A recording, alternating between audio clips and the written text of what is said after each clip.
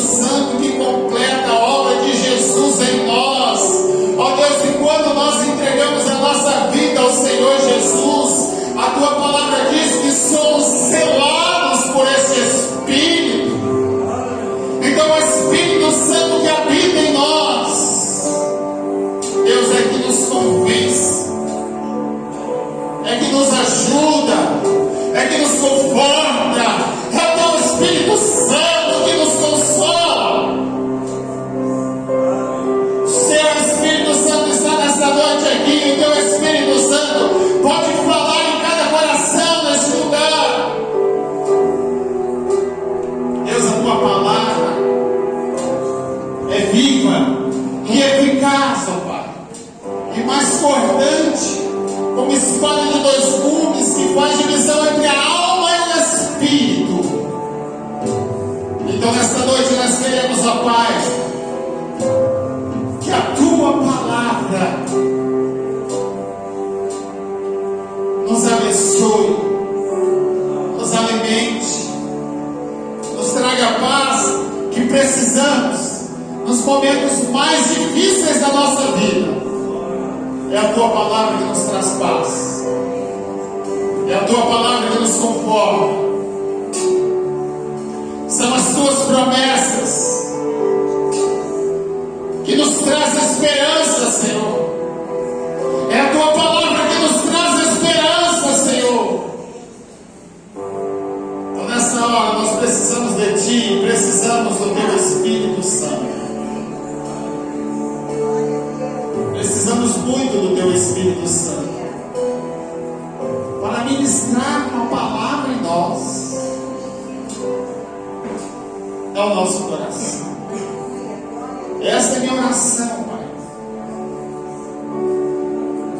Porque nós não somos nada. Sem Ti nós não somos nada, e sem Ti nós nada podemos fazer. Somos pequenos diante do Senhor, mas o Senhor pode todas as coisas em nossas vidas. Nos ajude, ó Pai, nos ajude a crescer, nos ajude, Senhor, nos momentos difíceis.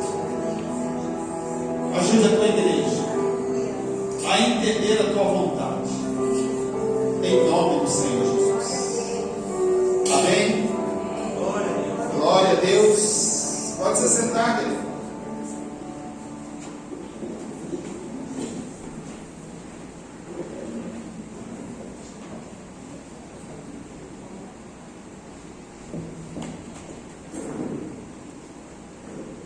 O pastor Saulo me disse semana passada, que eu vi no culto aqui,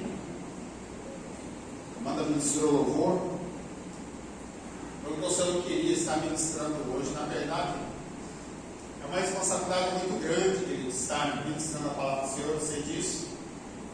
Mas na igreja, com pessoas que a gente conhece bastante, família, eu acho muito complicado pregar para a família, viu, irmãos? Coisa dura é pregar para parente, ou trem duro é pregar para parente. Os parentes sabem os defeitos da gente. Aí a gente prega e fala, você está falando da carne, irmão. Mas na verdade eu orei ao Senhor. E aí, Senhor, o Senhor sabe que é a Tua palavra. É a palavra do Senhor. E a gente não está pregando. Por mais que às vezes a gente fala algumas coisas, mas que aquilo que Deus colocou no nosso coração para falar, nós precisamos falar. Porque da mesma forma que Deus está falando com vocês, uma palavra que Deus me deu aqui, você pode ter certeza que isso aqui é uma coisa que eu preciso viver. Eu tenho que viver isso. Eu preciso aprender a viver isso. E quando eu busco de Deus uma palavra, eu não estou buscando de Deus uma palavra, assim, eu quero uma palavra para a igreja. A gente vai buscar do Senhor uma palavra que venha falar ao coração, ao meu coração, a minha pessoa primeiro, e ver aonde que eu estou precisando melhorar. Aonde que eu preciso melhorar? Então, Às vezes a gente fala assim, o pregador pregou para a igreja, mas ele está pregando para ele mesmo. E essa palavra que nós estamos pregando aqui, irmãos, ela precisa surtir efeito primeiro na minha vida. Se não surtir efeito na minha vida, como vai surtir efeito na vida dos irmãos, das pessoas que nós pregamos? Não vai surtir efeito. Então eu preciso surtir efeito, preciso começar a falar primeiro comigo. Primeiro comigo. E quando eu estava meditando, pensando, orando de madrugada, levando de madrugada, às vezes vou para a sala, 5 horas da manhã, estou indo para a sala, você levantou cedo, nem clareou ainda, aí eu já fico pensando aqui essa semana, fiquei pensando, Senhor, eu vou pregar domingo, o que o Senhor tem?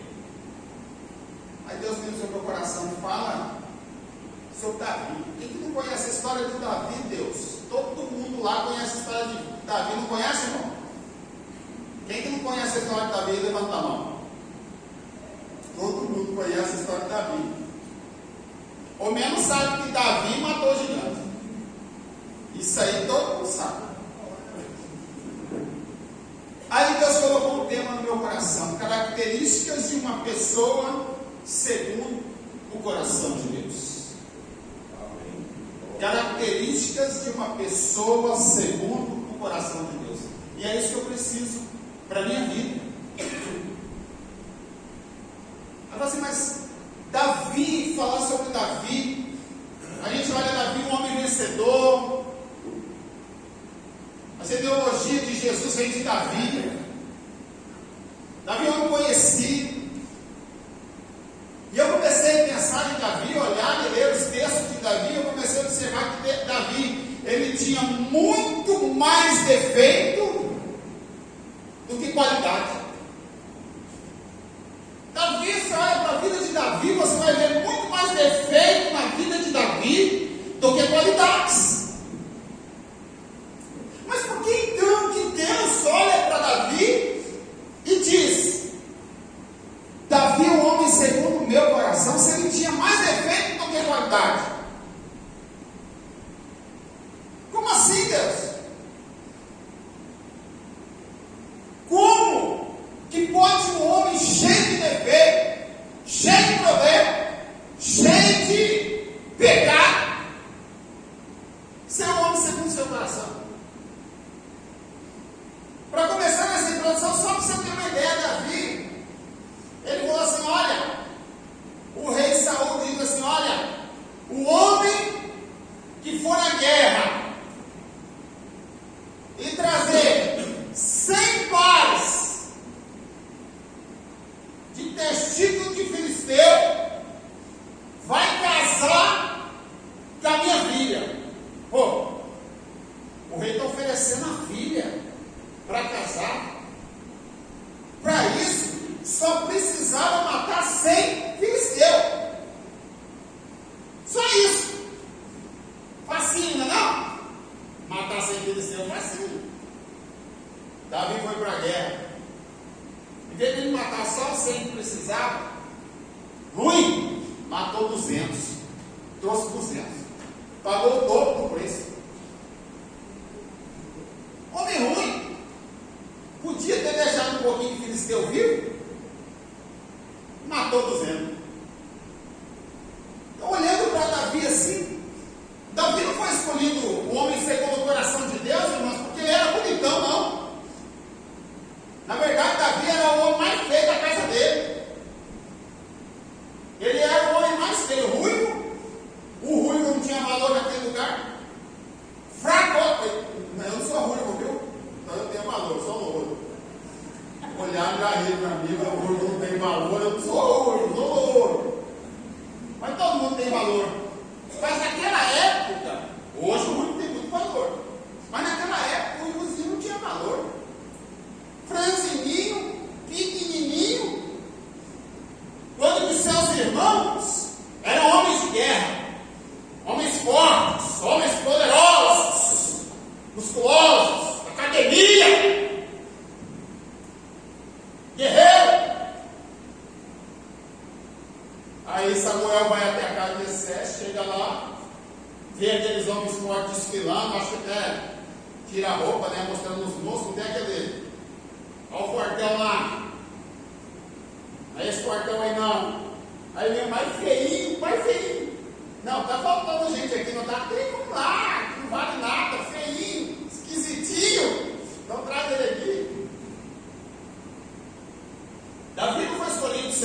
coração de Deus porque ele era bonito,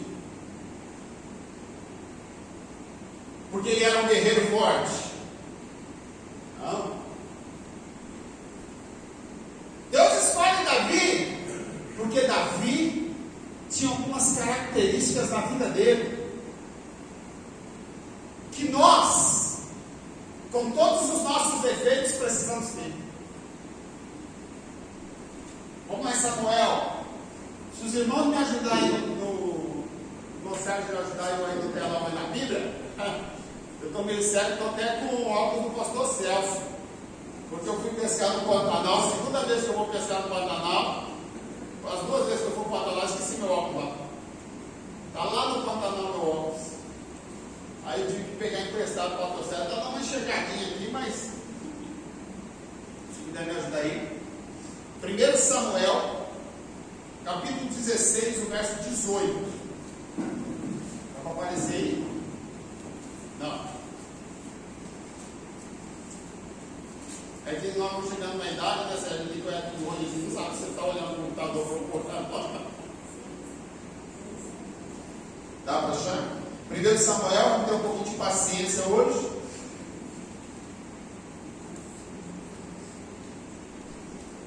Olha só. Olha lá, um moço. Nós não vamos ler a história toda, irmão. Nós vamos ler alguns versículos para vocês entenderem as características de uma pessoa segundo o coração de Deus. Aí Samuel, ali em 1 Samuel, aí o moço, o rei precisava de alguém. Aí o moço fala, olha só o que o moço fala. Então respondeu um dos moços ao rei Saul e disse: eis que tenho visto a um filho de Jessé, o belemita, que sabe tocar, é valente e vigoroso, e homem de guerra, e prudente em palavras, e de gentil presença. O Senhor é com ele. O moço já, olha só, pouco que conhecia Davi, já via algumas características em Davi. A primeira característica que ele vê aqui nesse texto, que eu vejo, uma característica para uma pessoa ser segundo o coração de Deus, a primeira coisa que viu Deus em Davi para escolher é que ele era valente. Era valente. Mas esse valente aqui não era ser valente de valentia. Um valente de valentia, de tomar posição em tudo, de ser brigador, de não, eu vou lá peitar tudo na raça. Não é essa valentia. Ser valente aqui, esse ser valente, não é ser covarde. É não ter covardia, não ser covarde, nem medroso. Esse valente aqui não foge da raia. Não foge da raia. Não fugir da raia é não fugir das suas responsabilidades. Davi não fugia das suas responsabilidades. Ele não largava a batalha. Ele era brigador pelas coisas que ele acreditava. Ele era lutador. E ele era perseverante naquilo que ele ia fazer. Esse ser valente aqui é ter coragem de enfrentar as situações. Esse ser valente aqui é ter coragem de assumir suas responsabilidades, ter coragem de assumir o seu papel. Davi, desde pequeno, ele aprendeu a assumir a sua responsabilidade. Quanto que muitos de nós não assumem a responsabilidade que nós temos que ter. Muitos pais de família não assumem a responsabilidade de ser pai de família, de ser marido. O homem não assume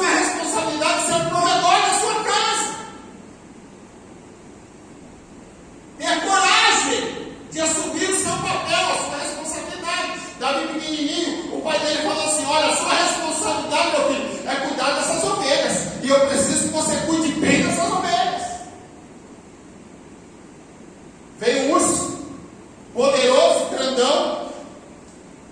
Para mim a responsabilidade, eu podia fugir e deixar o urso comer aquelas ovelhas tudo. Se eu enfrentar esse urso, eu vou morrer. Mas qual era a responsabilidade de Davi? Cuidar das ovelhas. Era a responsabilidade dele. Ele não fugiu. Não fugiu da raiva. Ele matou o urso. Logo depois apareceu o leão. Poderia fugir quem? Estava lá no Pantanal, a onça urrou perto do rio. Tinha 2 pastores perto do rio. E eu estava na rede lá no barraco. E a onça, esse zurrão de onça. Carlinhos sabe, está ouvindo, né, Carlinhos? O zurrão, rapaz, eu vi 2 corajosos vazando para dentro do barraco. O barraco era alto. Eu só vi a hora que eles passaram pelo pé desse cara. O que foi? A onça está urrando lá para o outro lado. Corajoso. Você imaginou de onça? O leão urrou lá.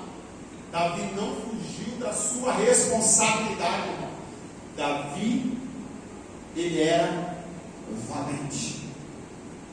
Ele matou o leão. Destruiu o leão com as suas próprias mãos. Sabe por quê? Porque ele era valente. Ele era valente. Colocou-se uma responsabilidade em sua mão. E ele assumiu aquela responsabilidade e foi valente, não foi covarde nem medroso. Quantas vezes colocam a responsabilidade nas nossas mãos, nós nos acovardamos? Quantas vezes nós temos responsabilidades e nós caímos fora? No primeiro problema que vem, nós abandonamos o barco e deixamos o barco afundar. Quantas vezes? Mas o homem, segundo o coração de Deus, ele é valente.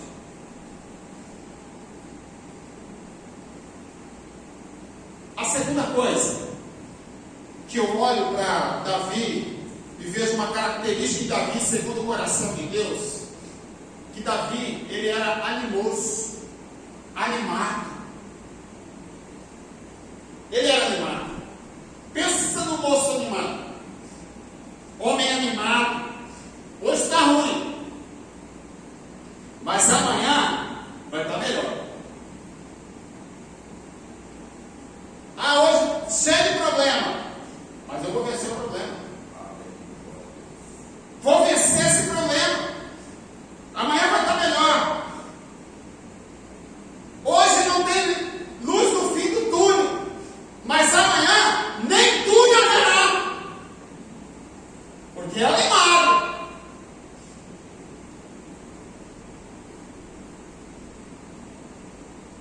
Deus, querido, arranca todos os problemas para o homem animado, da bênção e vitória para quem é animado. Glória a Deus. Tem gente, sabia, que pede oração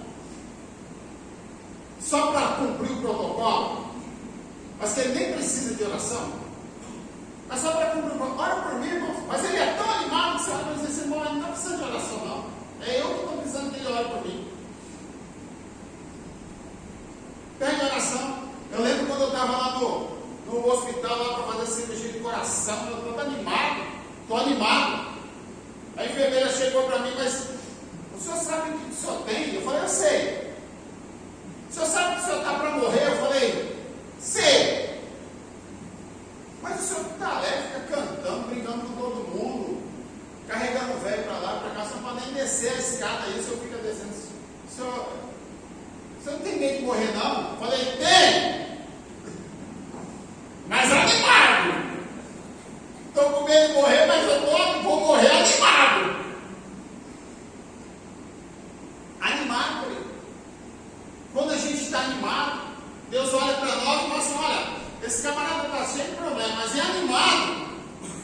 mais uma chance para ele. Eu vou dar mais um tempinho de vida para ele. Vale a pena ver ele animado na terra, quem sabe ele anima os outros. Davi era um homem animado. Glória a Deus. É o homem para frente. Que nem eu contei. Ele foi lá para matar 100, matou 200, animado. Podia ter parado com 100, não, mas eu estou animado. Vou matando, vou destruir tudo. Estou animado. O homem segundo o coração de Deus é animado. Agora você vai na igreja, você vai, parece um culto fúnebre. O cara, vamos, irmão, anima.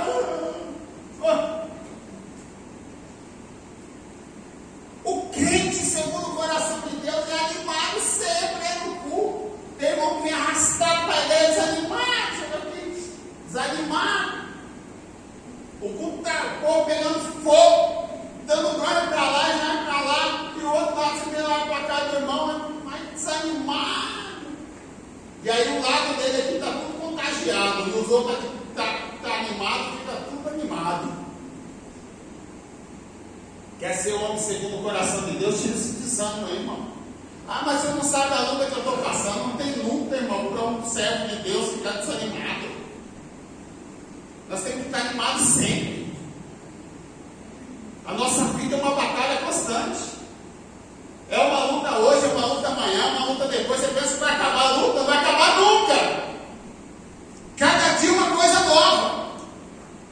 Cada dia algo novo. Davi era otimista, era animado. Eu vou vencer. Eu vou vencer o gigante. Olha que ele olhou para o gigante lá desse tamanho, grandão. O que foi que está acontecendo aí? Ah, tem um homem ali desafiando o povo de Deus. Quem que é esse homem que eu vou lá? Estou animado. Aí quando o povo olha Davi indo lá, vamos destruir esse gigante. Ah, não, você é pequeno demais, você não é nem de guerra. Não, mas ele está desafiando, vou lá, estou animado. Agora, quando a gente está desanimado, irmão, a gente vê um probleminha desse tamanhozinho, ó, desse tamanhozinho, de nada. Esse probleminha pequenininho vira um gigante na frente do desanimado. Mas quando a pessoa é animada, o gigante vira isso aqui, ó. Aleluia. É o que aconteceu na vida da mim. Ele foi para cima do gigante e falou: gigante, mas quem que é esse circunciso? Quem é esse circunciso? Desafiando o povo de Deus. Ah, não. Foi animado lá, comprou uma pedrinha de nada. Você pegou 5 pedrinhas, rodou uma pedrinha. Foi aquele probleminha ali, cara, naquela pombinha. Uma pedrada derrubou a pomba do gigante. Por quê? Porque ele era animado. Fica desanimado, irmão. Vai lá, desanima com as coisas. Desanima com o seu trabalho. Desanima com a sua igreja. Desanima, você vai ver. Daqui a pouco você está morrendo. Os gigantes estão te destruindo. Você fica desanimado, sabe o que vai acontecer com você? Você vai virar um nada. Tudo vai ser problema para você. A igreja será problema. Os irmãos serão problema. Seu trabalho será problema. Sua vida será problema. Sua esposa será problema. Seus filhos serão problema. Por quê? Porque está desanimado. A terceira coisa que a gente vê nesse texto aí, e que eu observo: Davi era um homem de guerra. Guerra lá era armas, espadas. Mas hoje nós travamos uma guerra espiritual. Travamos uma guerra espiritual e temos que lutar contra o inimigo. Tem crente que sai na rua, olha para ninguém manifestar demônio, porque morre de medo do demônio. Tem gente que vem para a igreja orando lá que, ô Senhor, tomara que não tenha demônio lá, tomara que não tenha demônio lá, tomara que não tenha demônio lá, tomara que manifeste demônio. Morro de medo de demônio. Lá em Diamantinho tinha um rapaz que falou assim, Deus queria aparecer um demônio na minha frente. Eu falei assim, mas eu vou orar a Deus para Deus mandar um demônio daquele pesado mesmo para ir lá no seu perto de si, para ver a sua fé. Medo. Agora, o homem segundo o coração de Deus é um homem de guerra. É um homem que não tem medo do capeta, que não tem medo de demônio, que não tem medo de desafios.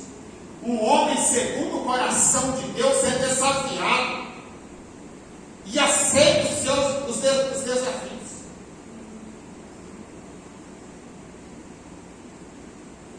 Não foge dos desafios.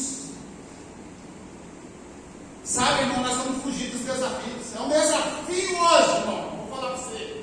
É um desafio hoje. O grande desafio do século, sabe o que é? Cuidar de igreja. Estar em uma igreja. É o grande desafio. Os irmãos entendem por quê? Por causa da frieza espiritual. Esse é o grande desafio. Existe uma frieza espiritual. E não é só no meio dos crentes da igreja, mas a frieza espiritual está em todos os meios. A frieza espiritual está no meio dos pastores. Eu convivo com os pastores, com vários. Mas também tem frieza. Porque qual é a preocupação hoje da igreja? Será que a preocupação hoje da igreja é travar uma batalha contra um demônio para ganhar almas? Ou é travar uma batalha só para ter pessoas na igreja? Ganhar almas é diferente de encher igreja. Uma igreja pode estar cheia de gente vazias.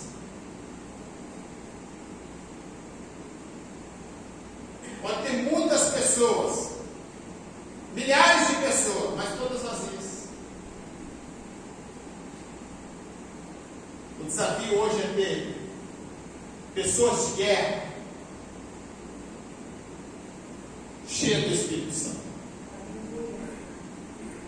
O desafio hoje é ter a igreja cheia do Espírito Santo de Deus, comprometidas com a palavra, comprometidas com o Evangelho, comprometidas com Deus de verdade. Esse é o grande desafio do século.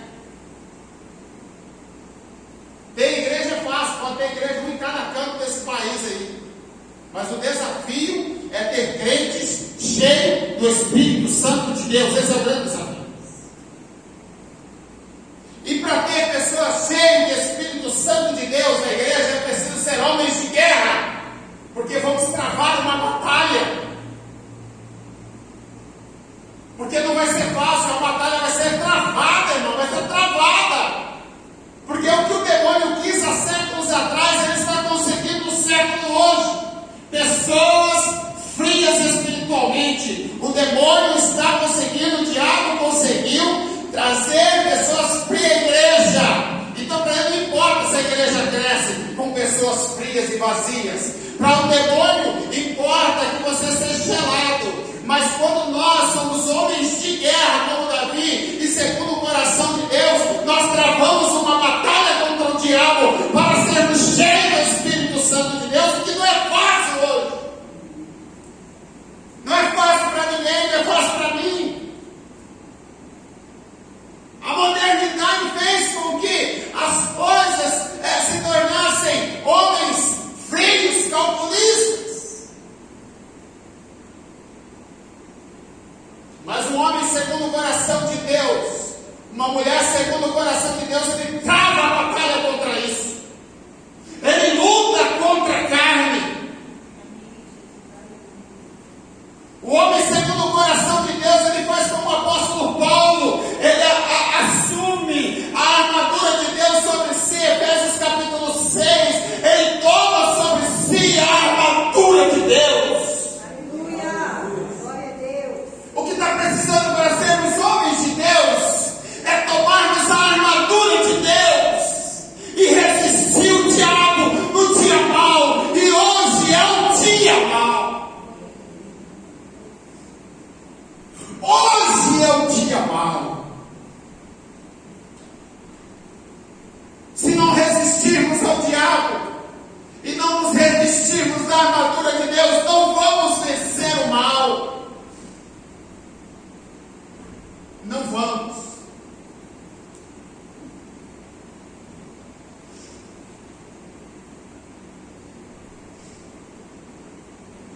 mim, por favor, aí no Sérgio. 1 Samuel capítulo 22, verso 3.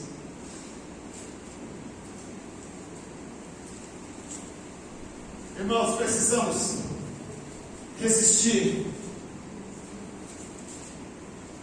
Precisamos ser homens e mulheres de guerra. São poucos de guerra na igreja. Deus pode levantar você nessa noite, sabe? Vai no culto de oração para você ver quantos homens estão orando e quantas mulheres estão orando. Aqueles que buscam o Senhor, que oram, que intercedem, que jejuam, eles são homens de guerra. Davi era um homem de guerra. Por isso que Davi era um homem segundo o coração de Deus.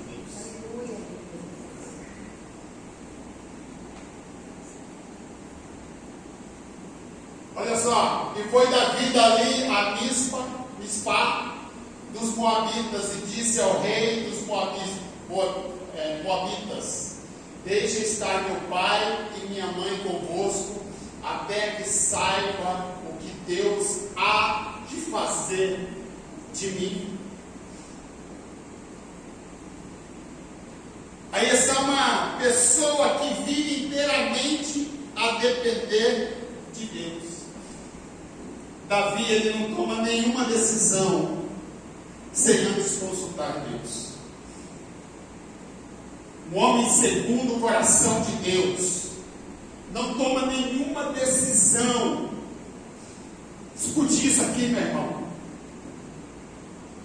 Não toma nenhuma decisão sem antes consultar Deus. Aleluia. A decisão de um homem de Deus, de uma mulher de Deus, precisa estar baseada em Deus. Nós precisamos ter resposta de Deus para as nossas decisões, porque se nós não tivermos resposta de Deus para as nossas decisões, nós seremos derrotados na primeira batalha. Mas quando as nossas orações estão em Deus, quando nós decidimos buscar Deus para tomarmos as decisões, virão as batalhas, e Deus há de nos dar a vitória. Por quê? Porque Ele disse sim. Aleluia. Glória a Deus. Porque Deus disse sim. E se Ele disse sim, é sim. E se Ele disser não, é não. Não existe meio termo para Deus. Não existe meio termo para Deus. Então o homem de Deus não toma nenhuma decisão sem consultar Deus.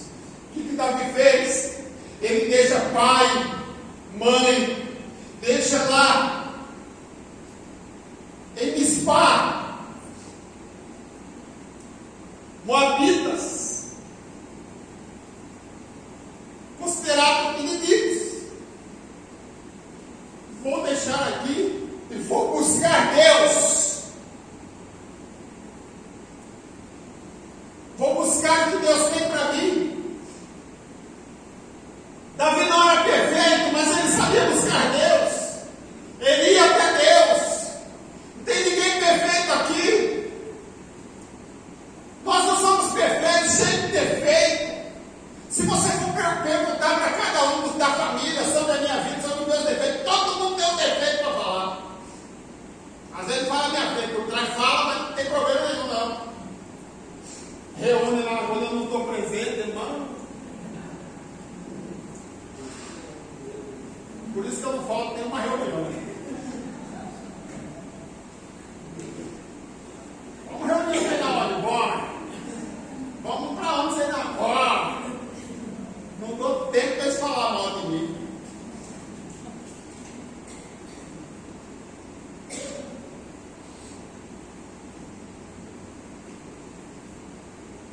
Fale com Deus, irmão.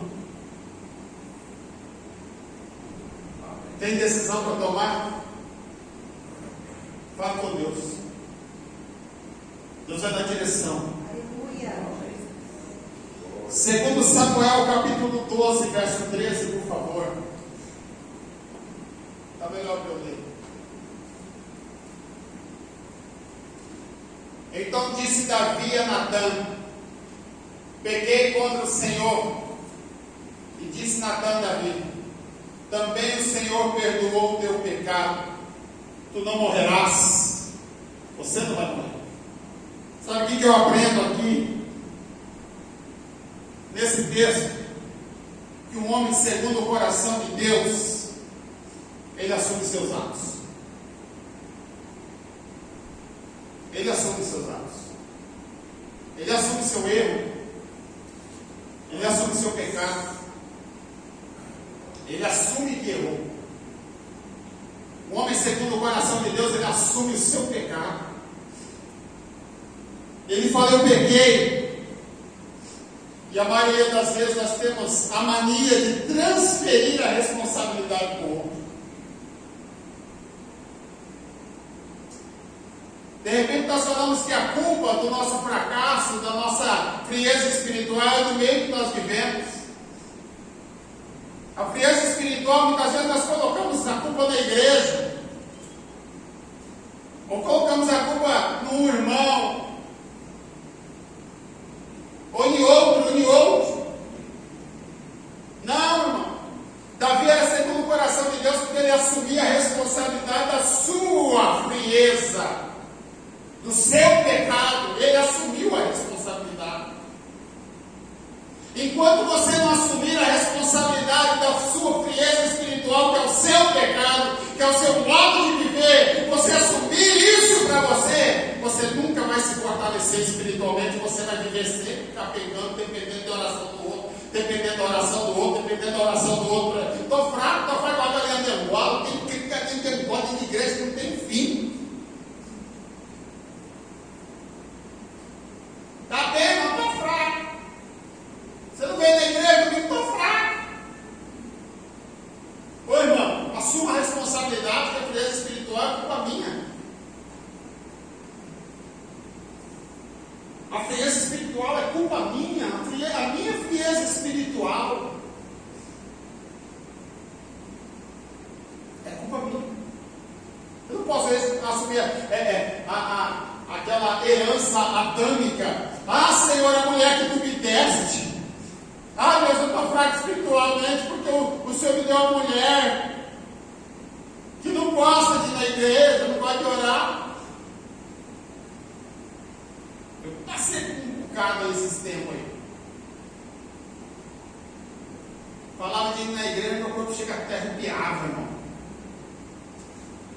Chegou um momento que meu corpo até arrepiava. E a mulher, vamos para a igreja? Mas não vai ser um.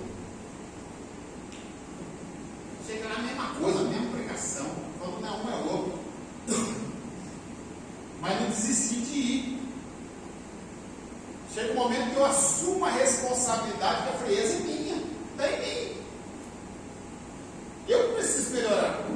Ah, mas só cometeu um pecado. Vai dizer, não, um pecado meu. É não querer ir. Esse é um pecado. É o pecado. Mas assumir a responsabilidade é responsabilidade minha. E o homem cheio, ou segundo o coração de Deus, ele assume a culpa pelos seus fracassos. Ah, eu fraquejei. Assuma a culpa do seu fracasso. Quando nós assumimos a culpa do nosso fracasso, Deus nos levanta novamente. O que Deus falou aqui, através do profeta Natã? Olha assim: também o Senhor perdoou o teu pecado e você não vai morrer, porque Davi assumiu a sua culpa. Você não quer morrer, irmão? Você não quer morrer espiritualmente? Assuma o erro do seu fracasso. Assuma para Deus. Confesse o seu pecado a Deus. Natã, Davi aqui, confessou a Natã. Conversou com Natã, o profeta. Assim nós não conseguimos sozinhos. É por isso que Deus colocou pastores na nossa vida, para conversarmos. Ah, o pastor também tem defeito, mas tem mesmo, não é pouco não. bastante. Mas é o pastor que Deus colocou para você conversar com ele sobre os seus fracassos.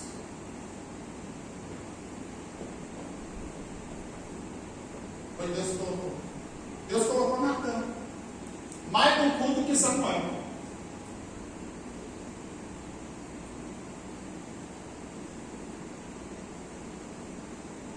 Davi foi perdoado os pecados.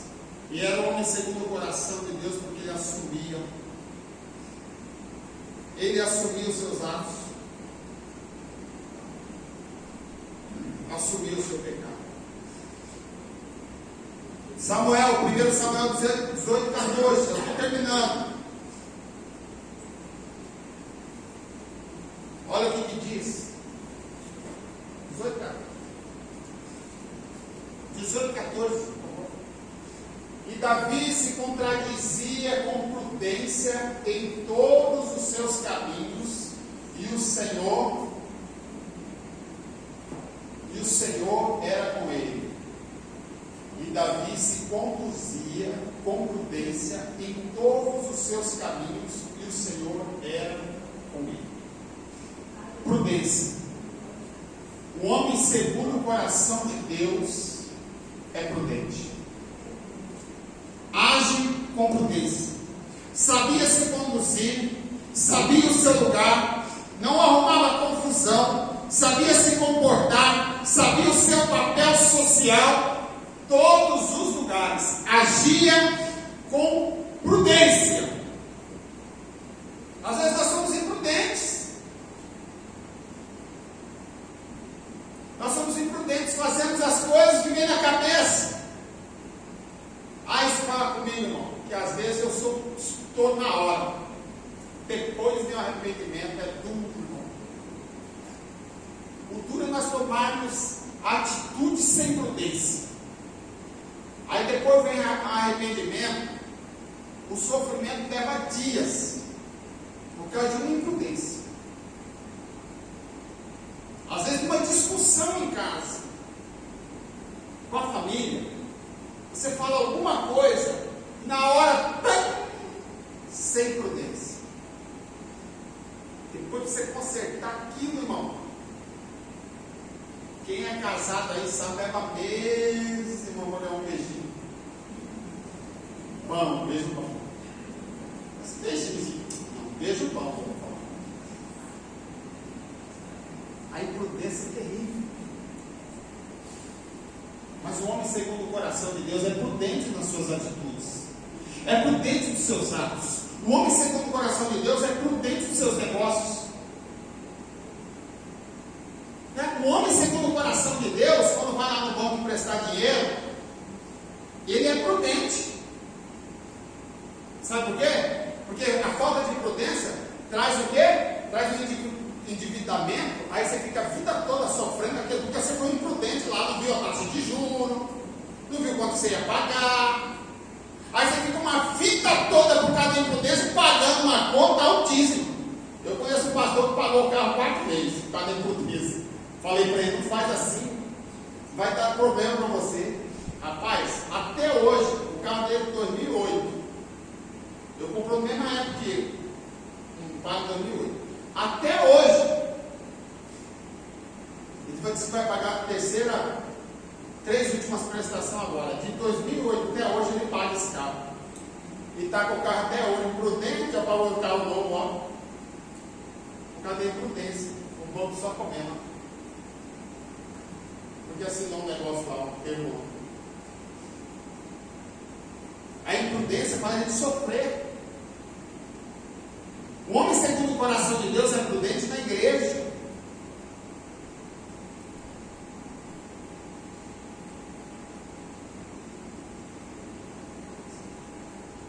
(18, 23, por favor, certo? 18, 23. Estamos encerrando. E os servos de Saul falaram todas essas palavras aos ouvidos de Davi. Então disse Davi: parece-vos pouco aos vossos olhos ser genro do rei, sendo eu homem pobre e desprezível. O que parece ali? Que Davi, ele é um coitadinho, está se colocando de vítima. Mas não é isso não. Davi sabia dos seus limites.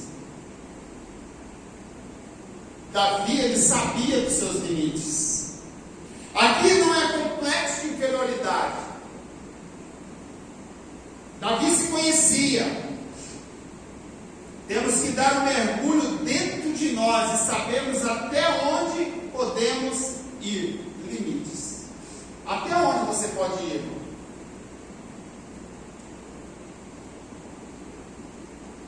Eu tenho que saber os meus limites, sabe por quê? Porque nós não podemos subir como sobe um foguete. A nossa vida, quando nós temos limites, nós subimos degrau a degrau. Nós precisamos subir na vida, sim. Tem muita gente que sobe na vida passando por cima de tudo. Mas para nós subirmos na vida, é degrau por degrau. Um degrau de cada vez. Sabe o que acontece? Às vezes a pessoa quer mostrar algo que não é. As pessoas ganham 100 e acham que ganham 1000. Qual é o seu limite? Eu ganho 100, mas quero viver uma vida de 1000. Não dá. É degrau por degrau. Podemos chegar a 1000, mas para chegar a 1000, degrau por degrau. E às vezes na nossa vida, queridos, sabendo os nossos limites, às vezes é preciso descer alguns degraus para começar a subir de novo. Nós não podemos achar que podemos pular etapas.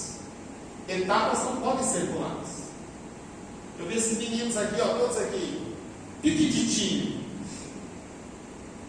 Hoje já são jovens, adultos, todos estudando medicina. Primeiro ano, já são médicos? Não. Degrau. Segundo ano, já são médicos? Degrau. E se não passar, volta o degrau. E se esse ano não passar, volta o degrau. Começa de novo. Eu, para formar, fiquei 5 anos aqui na quinta série, mas quanto degrau eu tinha que pular para trás? Na quinta série não passava mais de ninja. Fui para a quinta série, não é escola. Saí de uma escola, é para outra, Pedro Garnete, Fernando Leite, é escola quando estabelida, é ele Gomes. Tem que essa escola na quinta série para ver se passaram de ano. Passaram. E todo ano mesmo degrau. Eu tenho que saber o meu limite. Agora, se eu não souber dos meus limites, eu vou me afundar. Davi sabia dos seus limites, sabe por quê? Quem era o rei? Saul. Ele tinha escolhido como rei, ele já sabia que ia ser rei, mas ele sabia dos seus limites. Ele não podia passar etapa. Quando o rei Saul descobriu que o povo queria Davi, que Davi ia ser rei, o que Saul fez? Perseguiu Davi. Se você ler a história de Davi, você vai ver que Saul estava nas mãos de Davi. Davi poderia matar Saul e se tornar rei, mas ele não podia pular etapas. Ele falou no ungido do Senhor. Ele pode ter pecado contra o Senhor, mas ele vai se acertar com o Senhor. Davi poderia ter pulado etapas, mas ele não pulou etapa não, ele matou Saul, ele deixou de Saul morrer na guerra lá, ó. Morreu na guerra, mas não foi pela mão de Davi que poderia ter sido. Davi tinha ele na mão dele. Não, ele sabia dos limites. Ele é o ungido do Senhor, ele foi escolhido rei, ele é o rei, eu não posso destruir ele. Sabia do limite. quando Davi estava na casa de Saul, que ele era genro, ele tinha algumas coisas, algumas autoridades, conhecido como guerreiro. Ele tinha algumas coisas para fazer, não, ele sabia do limite, ele sabia onde se colocar, ele sabia o que fazer. Agora nós pulamos etapas, não temos limites. Às vezes tem um limite do cartão de crédito, gasta tudo, aí não dá conta de pagar e fica a vida toda pagando 16%, 17% de juros ao mês de cartão de crédito. Limite, irmão, por isso que existe limite. Davi sabia os seus limites. Para encerrar, a última, 1 Samuel 17, 26.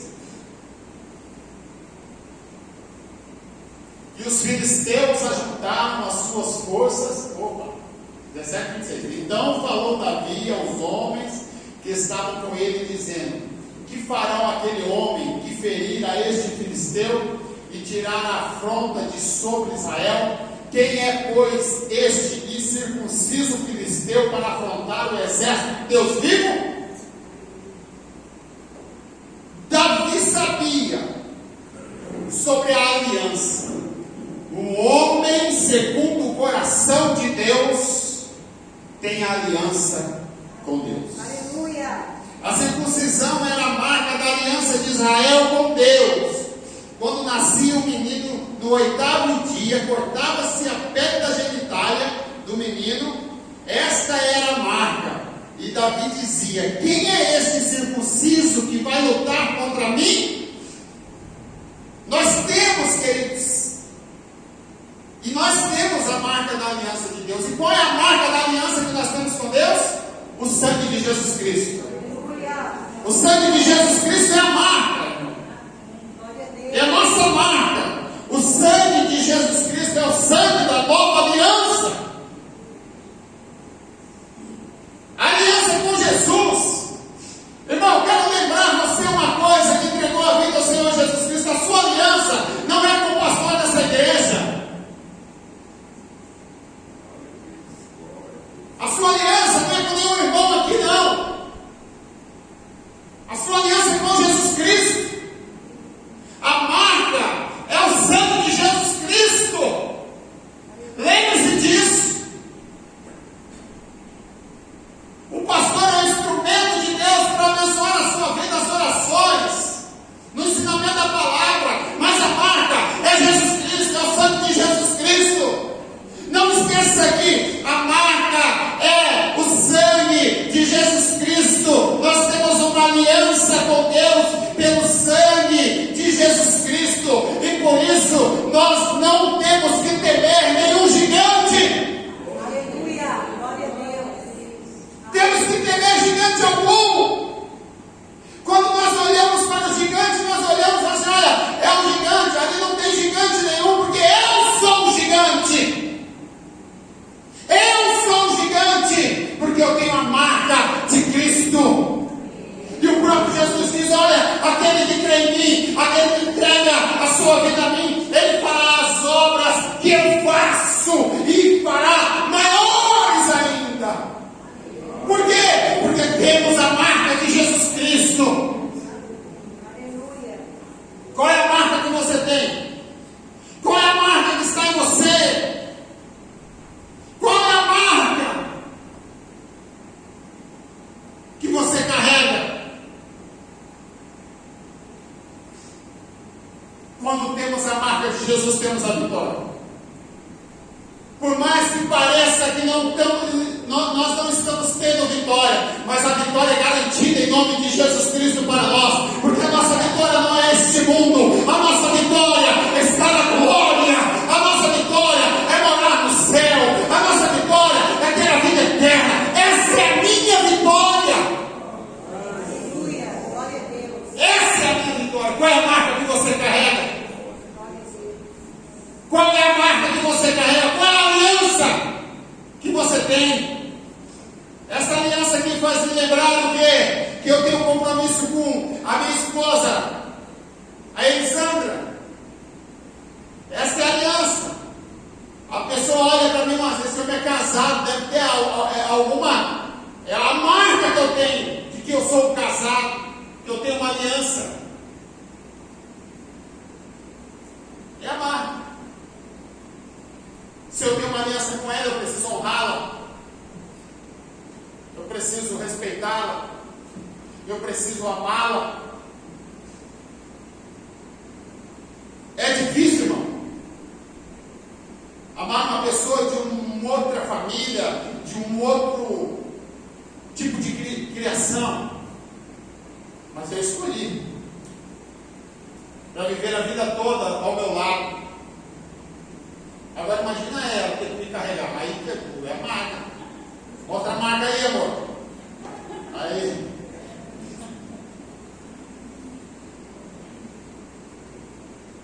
É fácil. Ela andar comigo não é fácil. Porque eu não sou fácil. Mas é uma marca. É tão difícil andar com Jesus. Não é difícil. Aí nós trazemos problema e colocamos uma carga grande de servir Jesus. Mas não é difícil. É que nós não aprendemos ainda a ter a marca dessa aliança e colocar o nosso fardo, o nosso problema em Jesus. Porque ele falou assim: coloque sobre mim o vosso fardo. Coloque sobre mim o vosso fardo. Tudo que nós abordamos nessa palavra, eu estou deixando nessa noite no seu coração ser valente, ser animado, animoso, ser homem de guerra, tomar as decisões, tomando junto com Deus, assumindo os seus atos, sendo prudente, sabendo os seus limites, sabendo a aliança que você tem com Deus. É para dizer que tudo isso para acontecer, temos que depender de Deus. Quem depende de Deus, primeiro, não é arrogante, não é autossuficiente, não age sozinho. E Deus pode todas as coisas na sua vida. Então seremos pessoas segundo o coração de Deus. Feche teus olhos. Obrigado, Senhor, por esta noite, pela tua palavra. Faz cumprir em nós, Senhor, a tua palavra.